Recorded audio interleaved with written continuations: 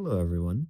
In the last video, we began our chapter on universal quantum computation by demonstrating how to decompose arbitrary controlled unitaries into simple CNOT and single-qubit unitary operations. In this video, we will extend this methodology to see how we can exactly construct any n-qubit quantum gate using the same set of gates.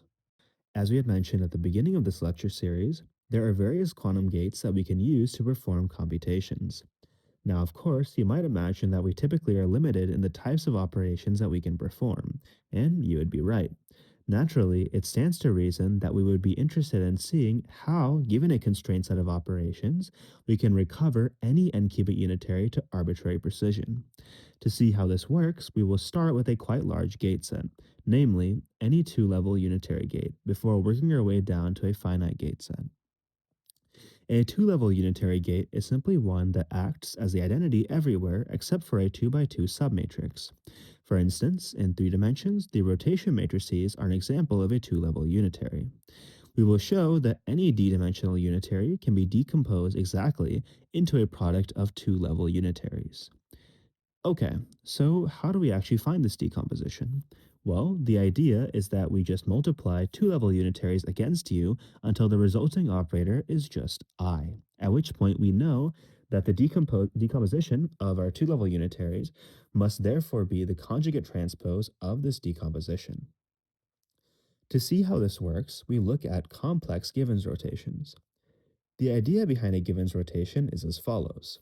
Suppose I take two elements, wi and wj, of some larger complex vector w, and I want to find a unitary transformation that rotates these components such that the second one vanishes without changing the rest of the vector. To do this, we can define the following matrix Rij, and as you can see, acting with this rotation on the vector gives R0, where R is just the square root of the absolute value of wi squared plus the absolute value of wj squared. Consequently, using these rotations, we can zero out the second component and set the first component to be the norm of the original vector. To construct the full Givens rotation G, we simply define a matrix which is identity everywhere except for the submatrix consisting of the ith and jth row and columns, where we instead have the submatrix Rij. In other words, G acts as R on the subspace spanned by basis vectors I and j, and identity everywhere else. From here, the strategy is clear. Starting with the original d by d unitary, we simply apply Givens rotations on elements 1 and 2, 1 and 3, etc., until all the elements of the first column are 0 except the first one. Note that since the first element will end up being the norm of the entire column, and unitary matrices trivially have columns of unit norm, the first element will conveniently also be 1. Since this matrix is unitary, all the columns must be orthonormal, meaning that we must also have that all the other elements in the first row are also 0. We can then repeat this procedure for the d minus 1 by d minus 1 submatrix until eventually we are left with the identity matrix. As you can see, reducing the dimensions of each j by j submatrix requires j minus 1 Givens rotations, meaning that the maximum number of Givens rotations required is d times d minus 1 over 2 for any d by d unitary. In other words, we can express any d by d unitary as a product of at most d times d minus 1 over 2 two-level unitaries. Consequently, this means that for n-qubit unitaries, where d is equal to 2 to the n, we can decompose its operations into a product of at most 2 to the n times 2 to the n minus 1, or O of 4 to the n, two-level unitary matrices. Okay, that's all well and good, but how do we actually perform these Givens rotations using standard single and two-qubit gates? Well, suppose we have a two-level unitary that acts non-trivially on basis states s and t, where s and t have the following bit strings such that s is less than t.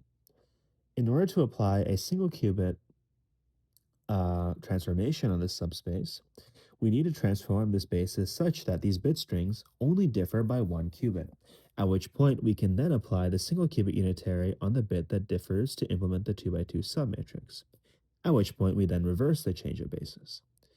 To accomplish this, we can consider a sequence of bit strings connecting s and t which only differ by 1 bit each.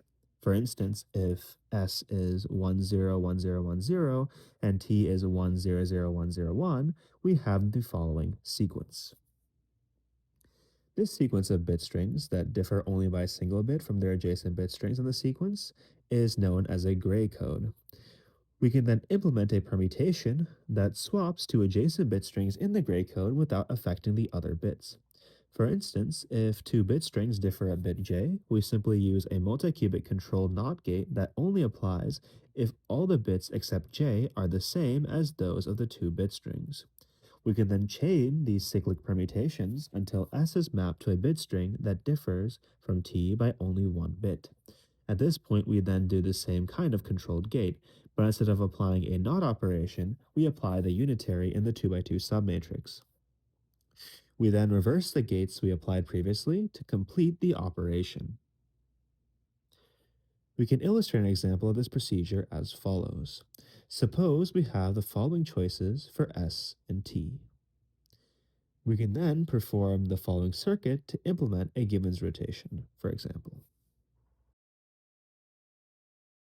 Okay, so we can see that this procedure uses at most 2 times n minus 1 controlled gates to implement this two-level unitary. Since each of these controlled gates requires O of n single qubit and CNOT operations to implement, this means that we need O of n squared single qubit and CNOT gates in general to implement a two-level unitary. Taking this together with the previous result, we have that any unitary can be implemented in O of n squared 4 to the n single qubit unitary and CNOT gates. As you can see, this construction is not necessarily efficient.